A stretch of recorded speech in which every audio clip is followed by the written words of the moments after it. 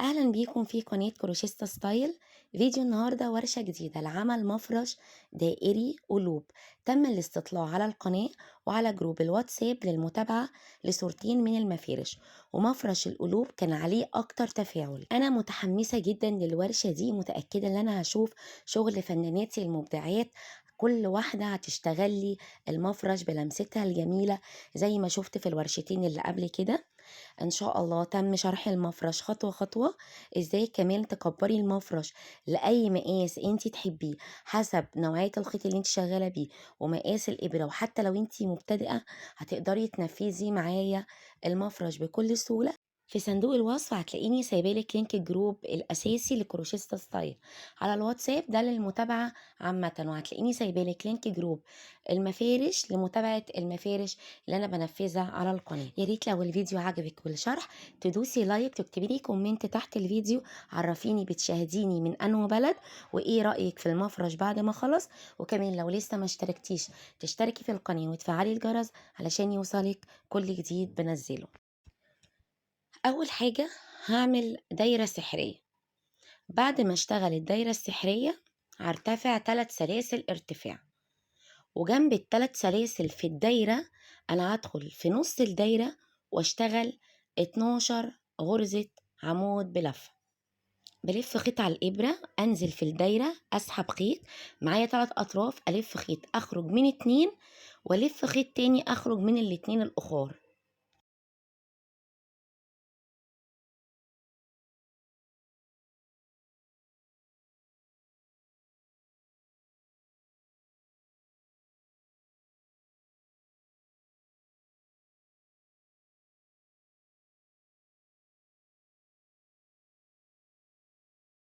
اقفل الدايره بتاعتي حلو كده، انا اشتغلت 12 غرزه عمود بلفه.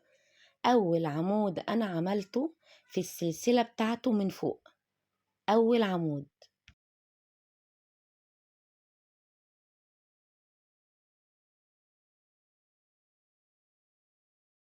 بدخل الابره بتاعتي تحت ضلعين السلسله واسحب خيط من الغرزه والغرزه اللي معايا على الابره، ودي اسمها غرزه المنزلقه. انا كده قفلت اول سطر، وكان في اول سطر 12 غرزه عمود بلفه. هرتفع 3 سلاسل ارتفاع، وهحسب ال3 سلاسل دول انهم اول عمود، وفي نفس المكان اللي انا ارتفعت منه في نفس الغرزة هنزل تاني اشتغل العمود رقم 2. يبقى انا كده في اول غرزة اشتغلت تزايد، يعني 2 في نفس المكان. بعد كده هشتغل سلسلة، غرزة العمود اللي جاية على طول هشتغل فوقها 2 عمود. بعد كده اشتغل سلسلة. انا هفضل كل السطر كل غرزة عمود من تحت هشتغل فيها 2 عمود وراهم سلسلة. هفضل ماشية كده لغاية نهاية السطر.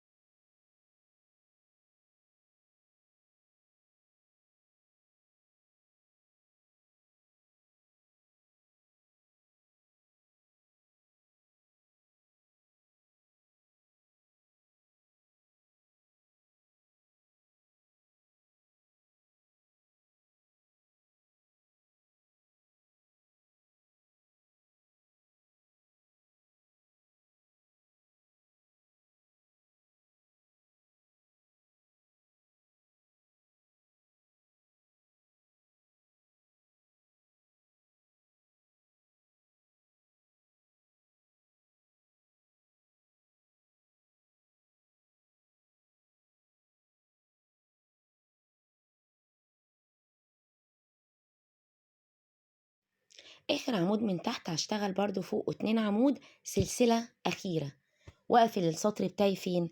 في تالت سلسلة ارتفاع انا كنت عاملاها بدخل اخد فيها منزلقة.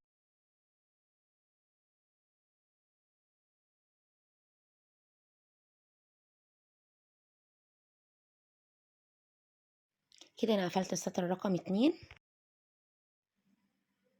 غرزة العمود اللي جاية بدخل بالابرة فيها واخد فيها منزلقة. ليه عملت الحركة دي؟ علشان ابدأ من السلاسل اللي جاية من نصها، وادخل برضو في السلاسل اخد غرزة منزلقة.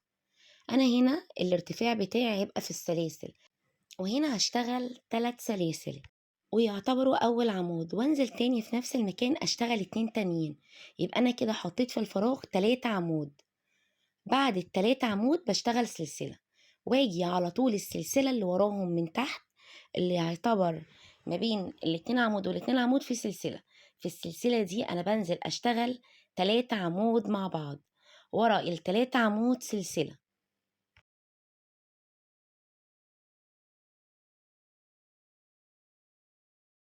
كل فراغ عندي من تحت او كل سلسلة من تحت هشتغل فوقها 3 عمود سلسلة وراهم، هفضل مكملة كده لغاية نهاية السطر.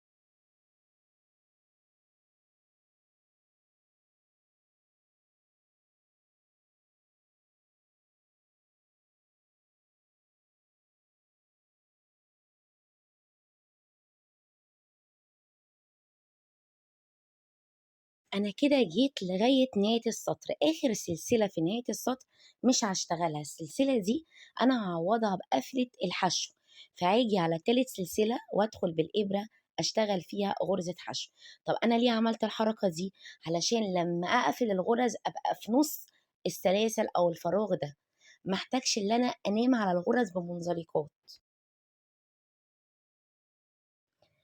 هدخل بالإبرة في تالت سلسلة من الارتفاع واسحب الخيط، هيبقى معايا طرفين على الإبرة، ألف خيط واخرج منهم هما الاتنين، ودي كده غرزة حشو. من نفس المكان ده أنا هرتفع ارتفاعي اللي هو 3 سلاسل، مع ال3 سلاسل الارتفاع هنزل تاني أشتغل في نفس المكان عمود بلف. بعد كده هشتغل سلسلة، وفي نفس المكان هنزل تاني أشتغل 2 عمود.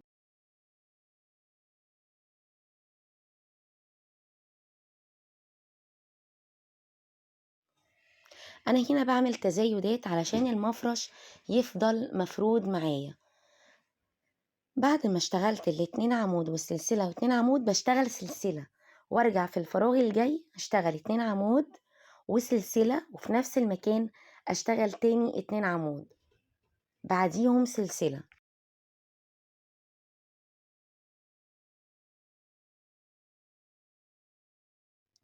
في كل غرزة سلسلة من تحت هشتغل فوقها 2 عمود وسلسلة و2 عمود سلسلة لغاية نهاية السطر.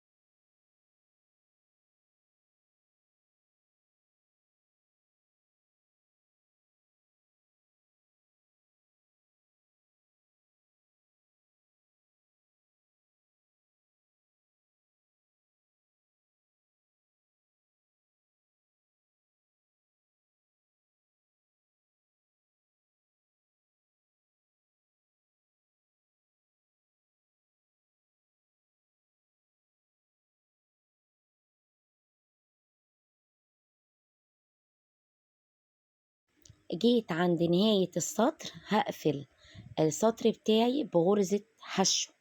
في تالت سلسلة بدخل بالإبرة واسحب خيط معايا غرزتين أخرج من الاتنين. أرتفع 3 سلاسل.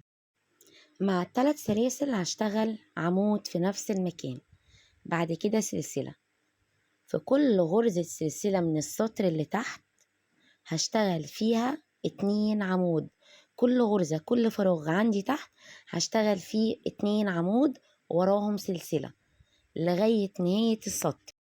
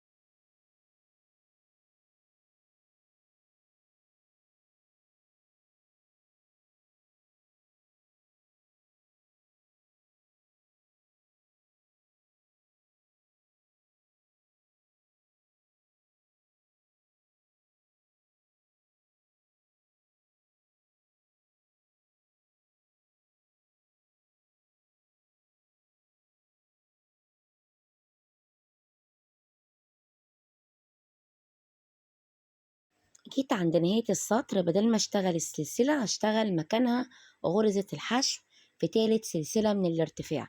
بدخل بالإبرة وبشتغل فيها غرزة حشو، وبكده أكون قفلت السطر الجديد.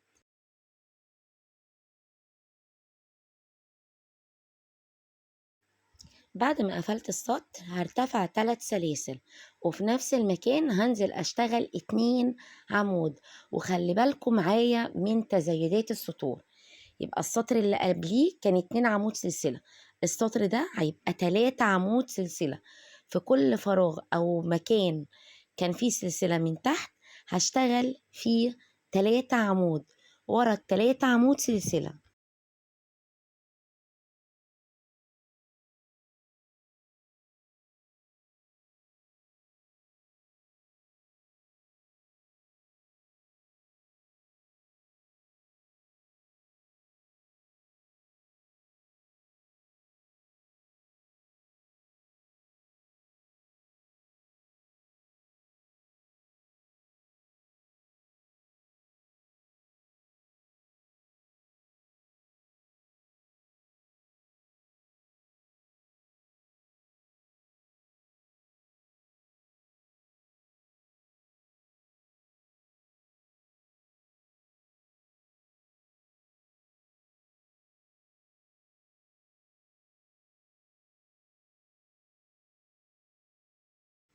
جيت هنا عند نهاية السطر برضو هقفل السطر بتاعي بغرزة حشو في تالت سلسلة، وهرتفع 3 سلسلة. ومع ال3 سلسلة هشتغل 2 عمود عشان يبقوا 3 عمدان جنب بعض، وراهم سلسلة. وفي كل فراغ هيقابلني من تحت هشتغل فيه 3 عمود.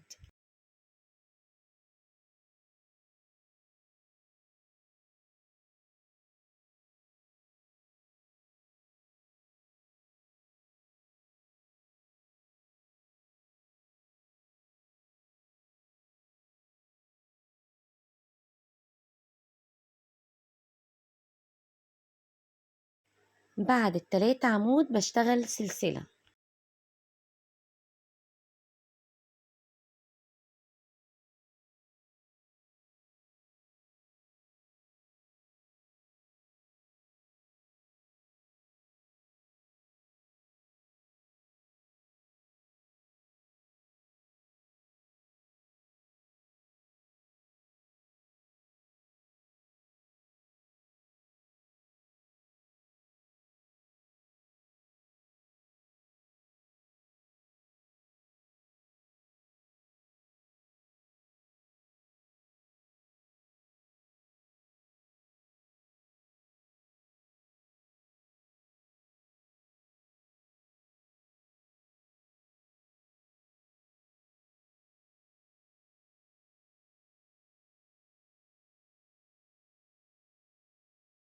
جيت لنهاية السطر هشتغل غرزة حشو.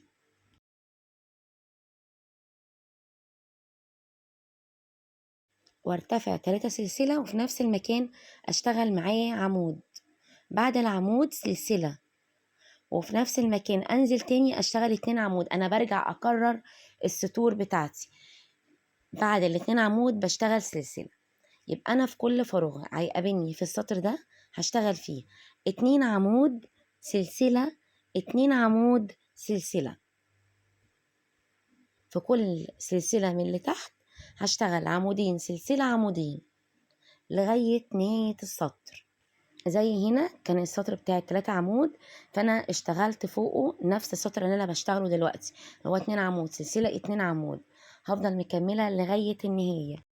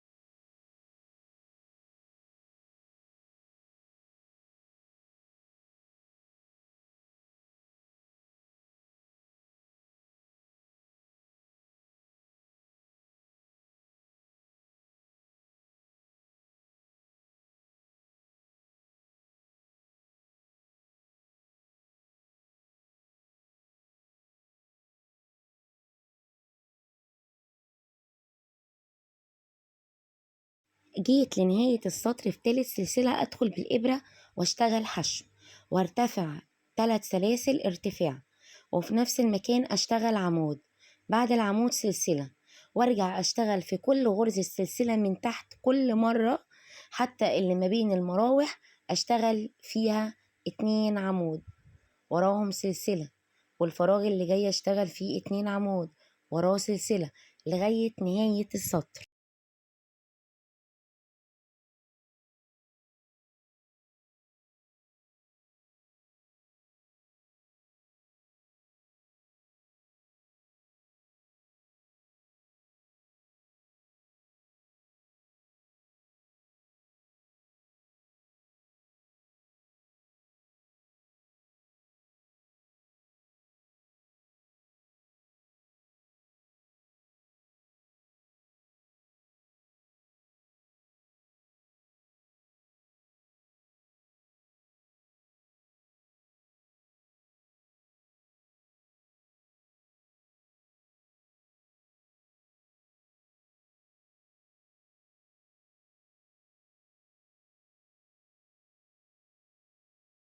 هقفل برضو بغرزة حشو وارتفع 3 سلاسل.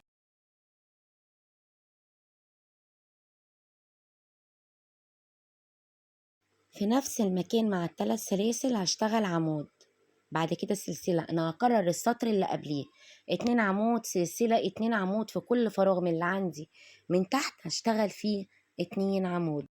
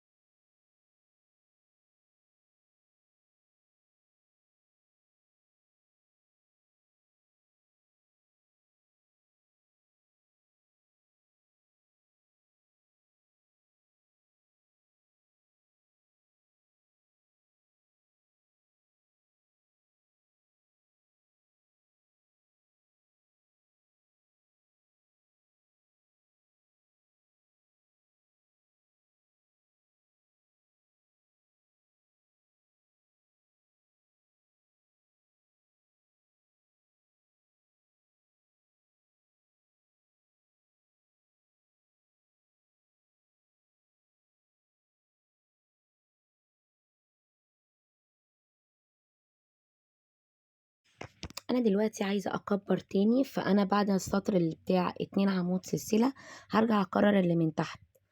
بعد السطر بتاع 2 عمود هشتغل 3 عمود، بعد السطر بتاع 3 عمود هشتغل 3 عمود تاني، بعد كده هشتغل 2 عمود سلسلة 2 عمود. أنا هكرر اللي أنا بنيته تحت، تمام؟ نفس التزايدات اللي أنا مشيت بيها.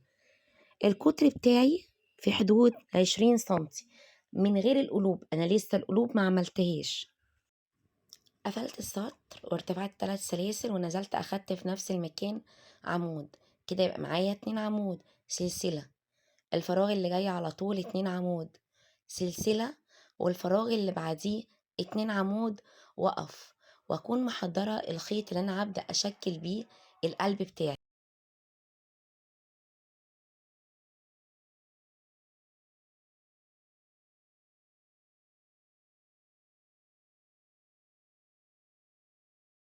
انا هنا هشتغل بخيط اليزا ديفا بلس.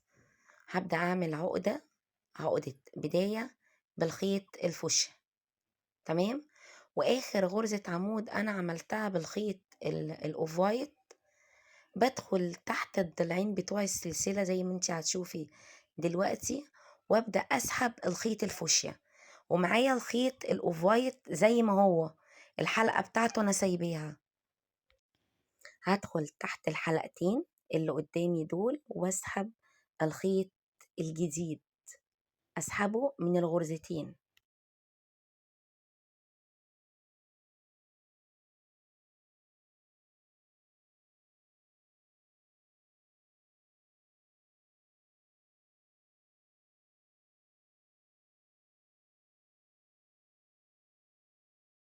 وبعد كده اشتغل بيه غرزة سلسلة. الخيط الاوفايت ببدأ اشده واسحبه على ورا، ما تقلقيش الغرز مش هتتفك، انا كده ثبت اللون الاوفايت.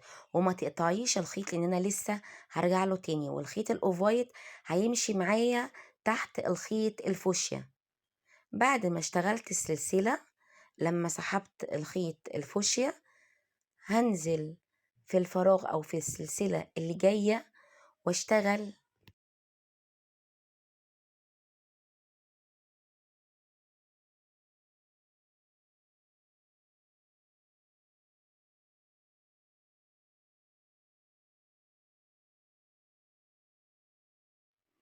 3 عمود.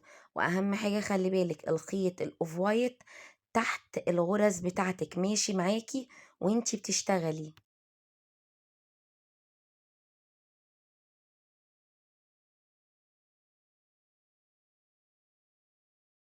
بعد ما بتخلصي ال3 عمود من الغرزة اللي انتي واقفة فيها دلوقتي، بتسحبي الخيط الاوف وايت تاني، تطلعيه على فوق وتسحبيه من الغرزة وتسيبي الخيط الفوشيا.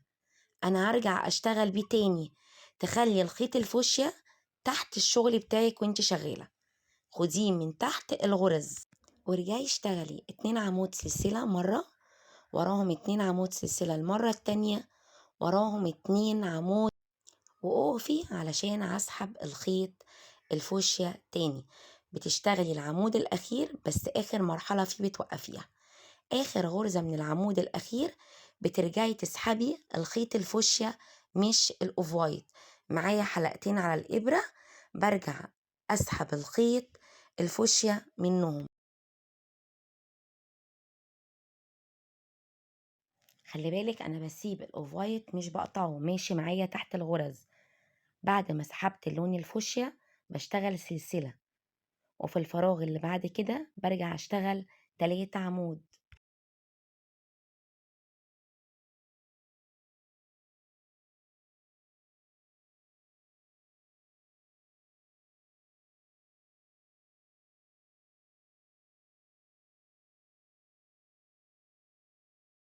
من اخر عمود في الفوشيا برجع اسحب تاني الاوف وايت واشتغل 2 عمود سلسلة 2 عمود سلسلة 2 عمود، وارجع اسحب تاني الفوشيا، وهكذا لغاية نهاية السطر.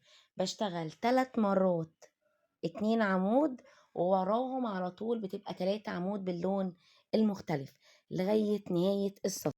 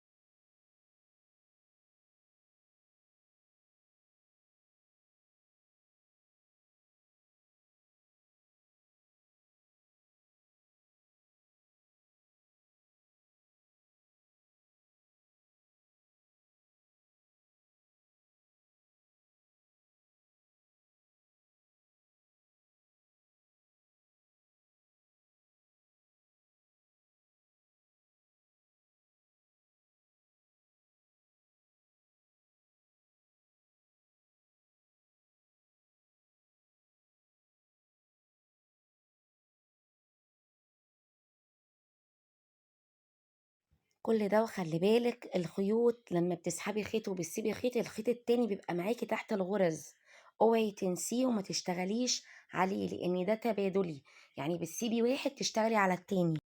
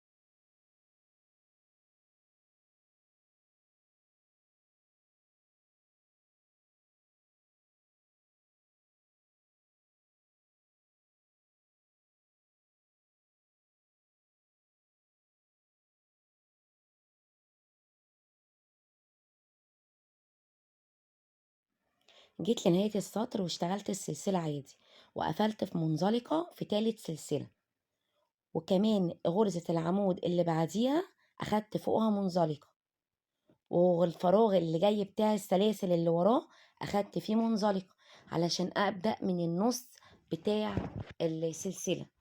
ارتفعت 3 سلاسل ارتفاع.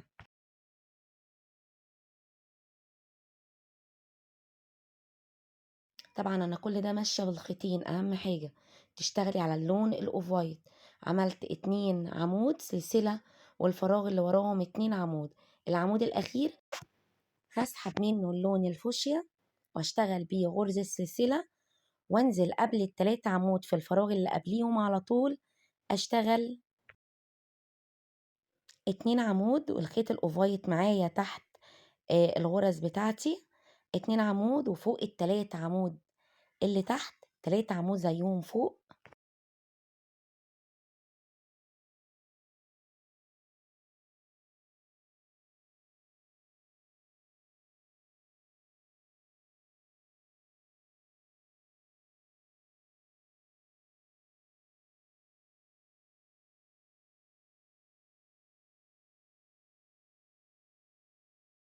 وفي السلسلة اللي جاية 2 عمود.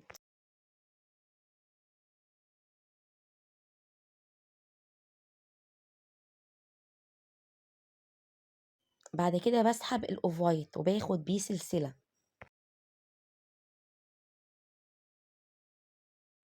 واشتغل 2 عمود سلسلة 2 عمود. بعد كده اسحب الفوشيا واعمل اللي انا لسه عاملاه سلسلة، وبعد كده 2 عمود في الفراغ و3 عمود فوق ال3 عمود، و2 عمود في الفراغ اللي وراه على طول. يبقى انا كده هشتغل 7 أعمدة. بعد كده برجع تاني اسحب اللون الاوفايت وبمشي بنفس الخطوات اللي انا مشيت بيها. بعمل سلسلة 2 عمود سلسلة 2 عمود، وبعد كده اسحب من اخر عمود اللون الفوشيا.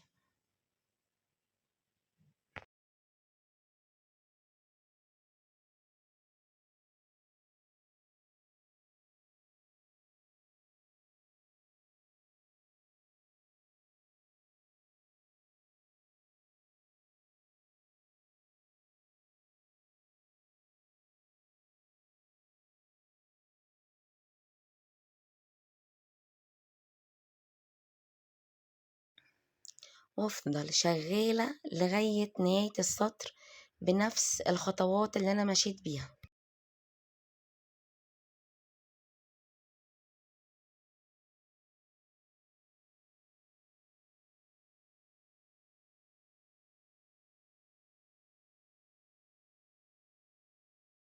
أهم حاجة الخيط بتاعك التاني تحت الغرز.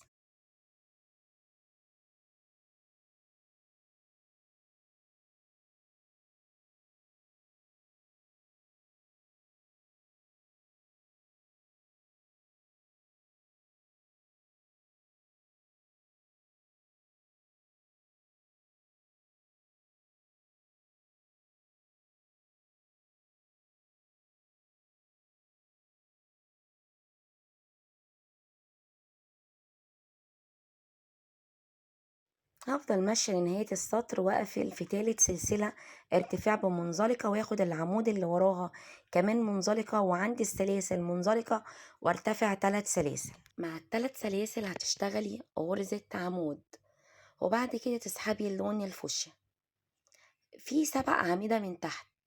قبليهم هتحطي 2 عمود، وفوق ال7 هتشتغلي 7 عمود، كل عمود من تحت فوقه عمود، وبعد كده 2 عمود تانيين.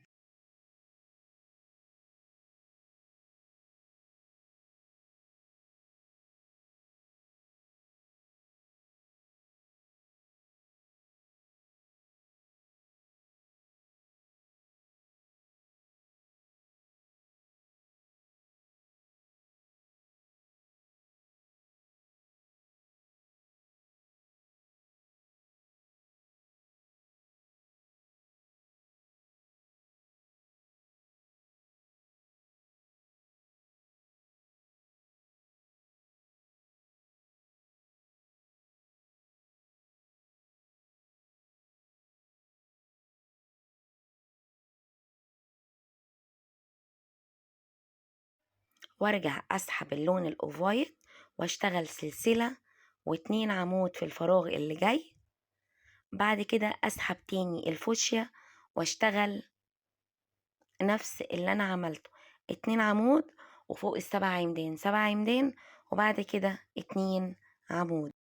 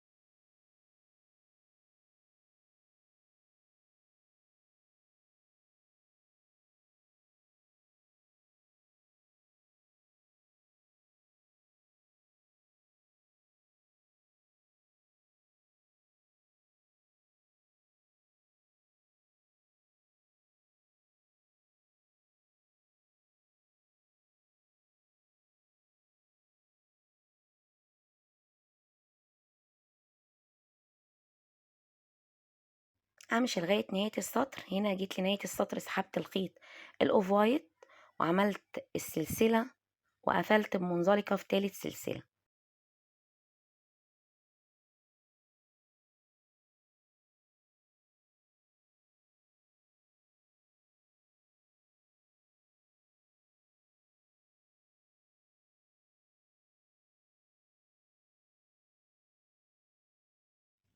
هنا من المنزلقة أنا هبدأ أسحب اللون الفوشيا وأقفل بيه وارتفع سلسلة، وأنزل آخد في العمود غرزة حشو،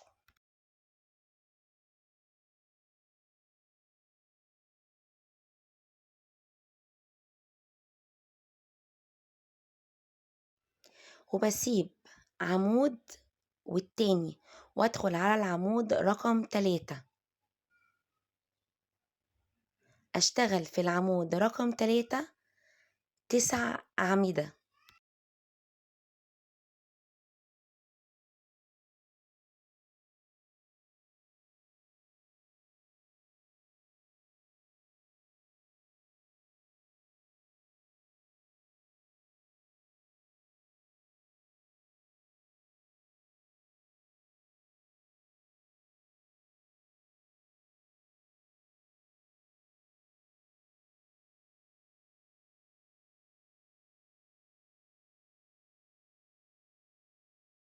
بعد كده باسيب غرزتين وفي تالت غرزة باخد حشو، باسيب غرزتين وفي تالت غرزة باشتغل 9 عمود في نفس المكان.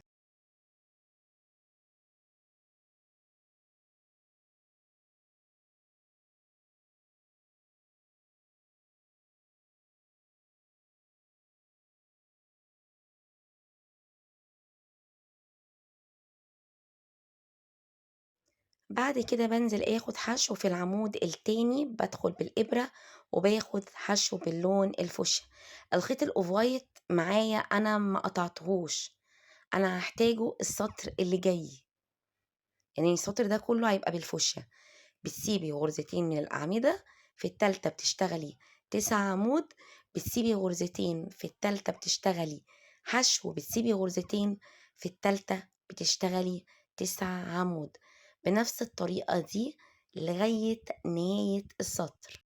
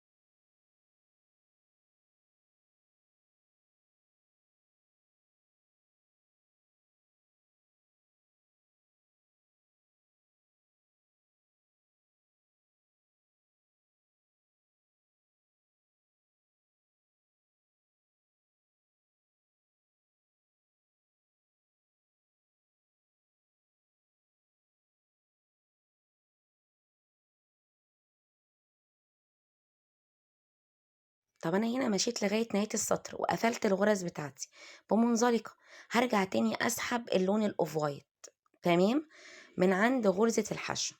سحبت الخيط الأوف وايت، أول غرزة بشتغل فيها حشو، بعد كده سلسلة، بعد كده هشتغل منزلقة، سلسلة، منزلقة، سلسلة، على ال9 غرز أعمدة اللي عندي تحت، كل غرزة فيها منزلقة ووراها سلسلة.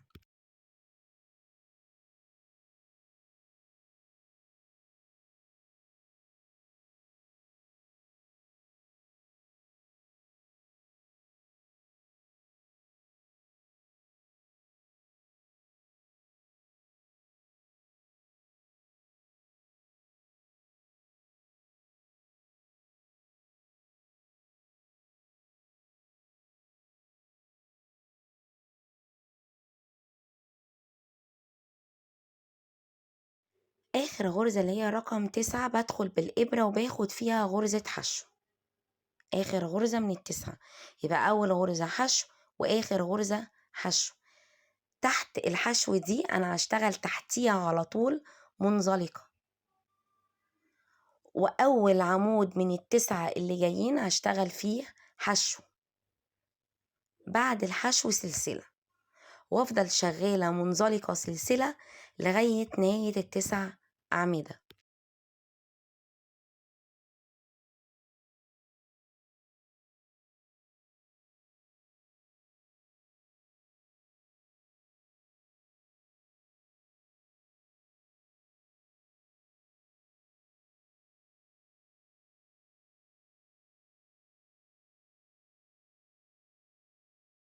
آخر غرزة هنا أنا هشتغلها منزلقة. طيب بعد ما بتعملي المنزلقة، آخر غرزة هنا المنزلقة مش الحشو، الحشو كانت في المجموعة اللي قبل كده. بعد كده بتلفي لفة خيط على الإبرة وتنزلي في العمودين اللي من تحت، تاخدي فيهم عمود أمامي. بلف خيط على الإبرة وانزل تحت العمودين، أسحب خيط، بعد كده ألف خيط أطلع من طرفين وألف خيط أخرج من آخر طرفين. كده أنا عملت عمود أمامي. هرجع أكرر اللي أنا عملته بالظبط.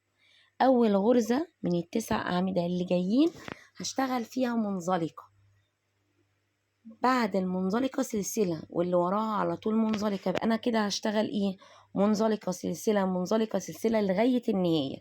بس آخر غرزة أنا هشتغل فيها حشو، واللي بعديها غرزة منزلقة تحت الحشو، وبعد كده حشو.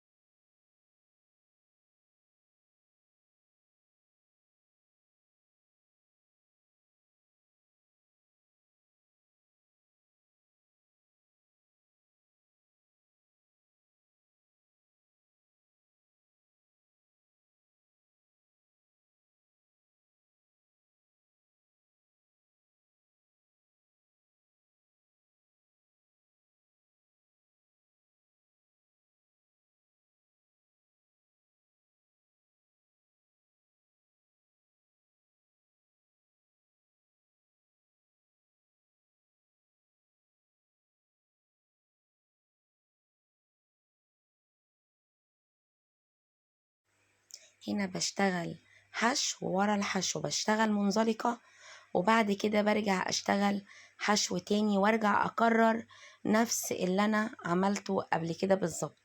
هفضل شغالة بنفس الطريقة لغاية نهاية السطر، وبكده اكون خلصت معاكم اخر سطر في عمل المفرش الدائري القلوب. أتمنى إن شاء الله إن الشرح يكون سهل عليكم واستفدتوا من الفيديو. أي سؤال يقف معاكي هتلاقيني معاكي في جروب الواتس للمتابعة وانتي شغالة المفرش، وإن شاء الله أشوف منكم أحلى شغل من أحلى فنانات كروشيه.